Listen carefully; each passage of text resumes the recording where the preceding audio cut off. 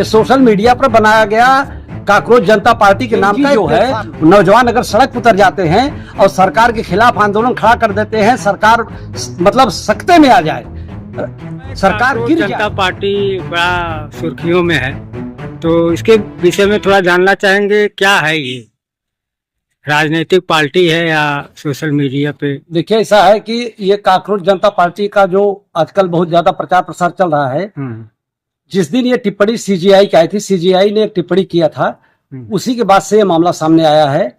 और सीजीआई ने जिस दिन टिप्पणी किया था उस दिन, उसके दूसरे ही दिन जैसे जानकारी हुई थी, हमने भी उसके खिलाफ पोस्ट किया था।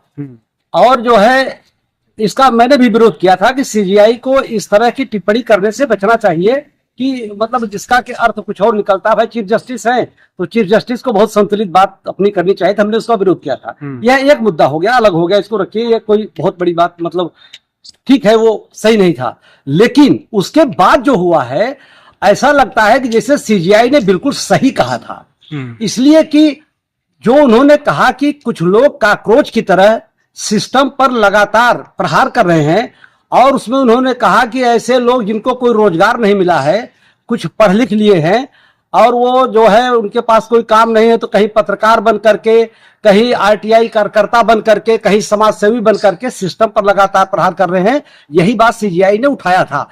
तो ऐसे ऊपर ऊपर देखने में लगेगा कि उनको ऐसा नहीं कहना चाहिए, गलत कहा। लेकिन इसके बाद जो हुआ, समझ लीजिए कि उसके बाद क्या हुआ कि एक आम आदमी पार्टी का कार्यकर्ता था, लड़का था, वो भी पढ़ने बूस्टर में कहीं बाहर गया हुआ है, उसने काकरोच जनता पार्टी के नाम से एक जो है सोशल मीडिया पर प्लेटफॉर्म बनाया, और 2-3 दिन के अंदर लगभग 20 मिलियन फॉलोअर उसके हो गए। मतलब ये समझ लीजिए, और उसमें विदेशों से बहुत ज्यादा फॉलोअर हैं। पाकिस्तान, बांग्लादेश, जितने खासतौर से जितने मुस्लिम कंट्री हैं वहां के, और यहाँ के कुछ खास ऐसे वर्ग के लोग उसमें बहुत ज्यादा उसको जो है वो किए। और अरविंद केजरीवाल ने कहा कि ये जेएनजी के खिलाफ है, और जेएनजी को सड़क पर आकर के जो है सरकार के खिलाफ यह इस तरीके से खड़ा करने की कोशिश की जा रही है कि यहाँ का नौजवान वर्ग जो है वो मतलब एकदम आक्रोशित आंदोलित होकर के सड़क पर उतर जाए और इस तरह से आंदोलन कर दे कि पूरे देश में जो है वो एक तरह का अराजकता का माहौल बन जाए। यह उसके बाद हुआ। लेकिन किसी ने अब उसके, अगर आप जड़ में जाएंगे, जानते क्या मामला था उसमें? मामला यह है कि वरिष्ठ अधिवक्ताओं का जो, जैसे आजकल तमाम वकील हैं, हर वकील अपने नाम के सामने वरिष्ठ अधिवक्ता लिख देता है, लेकिन वैधानिक रूप से इसका नियम यह है कि वरिष्ठ अधिवक्ताओं का मनोनयन होता है। वो जो है हाई कोर्ट में जो वरिष्ठ अधिवक्ताओं का लिखा जाएगा कि वरिष्ठ अधिवक्ता है, उसके लिए एक कमेटी बनती है वकीलों की। वो कमेटी कुछ लोगों को नॉमिनेट करती है, कितने वरिष्ठ अधिवक्ता होने लायक हैं, वो सारी लिस्ट जो है चली जाती है हाई कोर्ट में। हाई कोर्ट के जज उसको डिसाइड करते हैं कि इसमें किसको वरिष्ठ अधिवक्ता का पद दिया जाएगा, और उसमें से कुछ लोगों को जो कमेटी ने बनाया और वरिष्ठ अधिवक्ताओं की टीम, और इसके बाद जब वहां पे गया हाई कोर्ट में, तो हाई कोर्ट की पूर्ण पीठ ने उसको जो है बताया कि हाँ इतने लोग वरिष्ठ अधिवक्ता में नॉमिनेट किए गए। जो लोग बचे हुए थे वो लोग तमाम तरह के अनाप शनाप बात लिखने लगे सोशल मीडिया पे, उपद्रव मचाने लगे, यहां तक कि उन्होंने केस भी फाइल किया।